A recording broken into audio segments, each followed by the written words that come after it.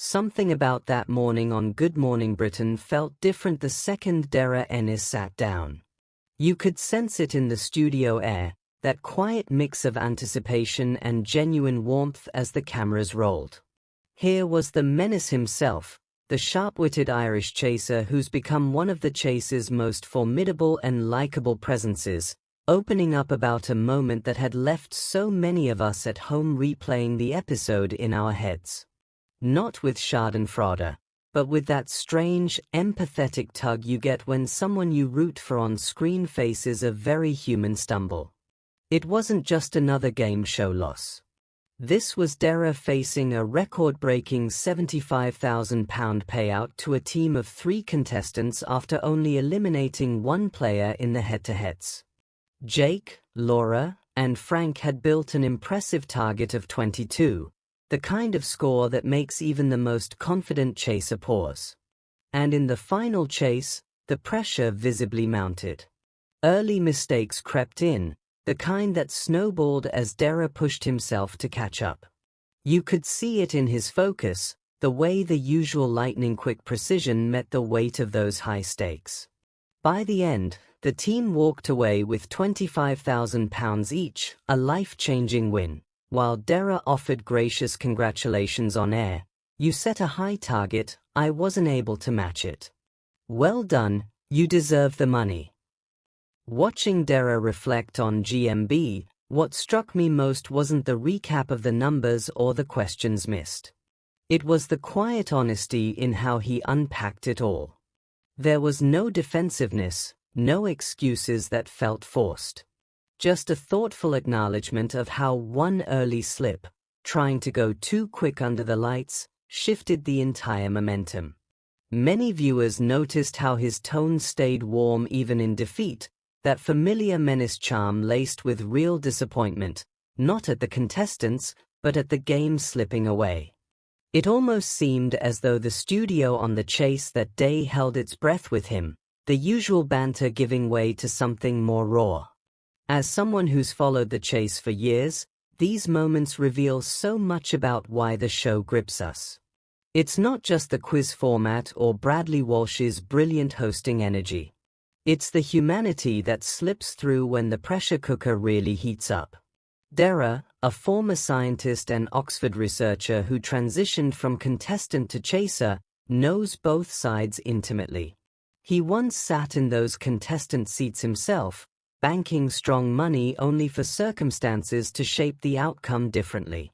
Seeing him now, on the other side of the desk, gracefully handling a high-profile loss, it humanized him in a way that felt profoundly relatable. Some audiences began wondering whether the intense spotlight of being the menace adds an extra layer of expectation, especially when a rare off-day coincides with a massive jackpot on the line. You could almost feel the atmosphere shift as he spoke on GMB. The presenters leaned in with that respectful curiosity, giving space for reflection rather than pushing for drama. Darragh's voice carried that mix of respect for the winners and self-awareness about his own performance. "I said it was going to be very difficult," he'd noted on the show, realistic about the target. "There's something cinematic about it. The bright studio lights, the ticking clock, the way facial expressions betray the internal battle even as professionalism holds firm." Viewers online interpreted the exchange as a reminder that even the sharpest minds have moments where the brain races just a fraction too fast, or nerves tighten the responses. While nothing has been confirmed about any specific ITV reaction beyond the natural support behind the scenes, it felt like a window into the supportive culture that keeps these long-running shows thriving. Think about the psychology at play here. For contestants, that final chase represents months or years of dreaming, a sudden windfall that could change everything from paying bills to family security. For Darragh, it's the flip side, the responsibility of guarding that prize pot, week after week, while maintaining the entertaining edge that makes the chase appointment viewing. Many people watching felt that familiar pang of empathy when he owned the early era. It wasn't defeatism, It was sportsmanship at its best. The moment appeared to hint at the deeper respect between chasers and players, a recognition that on any given day, the questions, the timing, the adrenaline can align differently. What made this resonate so strongly with UK television fans, I think, is how it taps into our collective love for underdog stories and graceful resilience. Darragh's journey, from quizzing enthusiast needing a new door for his house to becoming a beloved chaser, adds layers.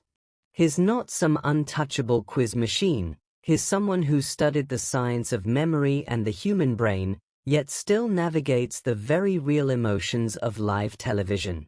Some viewers noticed how his GMB appearance carried that same thoughtful energy, analyzing without bitterness, celebrating the winners while reflecting on what he'd do differently. It deepened the emotional connection we feel with these personalities who enter our living rooms regularly. The body language during such segments tells its own story too. On GMB, there were those subtle nods, the measured pauses as Darragh chose his words carefully, not scripted polish, but genuine consideration. No dramatic sighs or overplayed frustration, just honest unpacking. It's the kind of television that lingers because it mirrors life. High stakes, occasional missteps, and the choice to respond with class. Television culture insights like this remind us why the chase endures. It's entertainment that occasionally reveals character under pressure, fostering conversations long after the credits. Social media lit up in the aftermath, as it always does with big chase moments. Some people felt gutted for Darragh, praising his sportsmanship. Others celebrated the contestant's achievement, marveling at how a strong team performance can topple even a favorite chaser. There's a possibility that exchanges like this spark broader chats about resilience, about how public figures handle visible setbacks in an age of constant scrutiny. Viewers kept talking about it afterward not because of failure, but because of the dignity in the response. It felt memorable precisely because it transcended the scoreboard. Darragh's appearance on GMB wasn't about dwelling on the loss.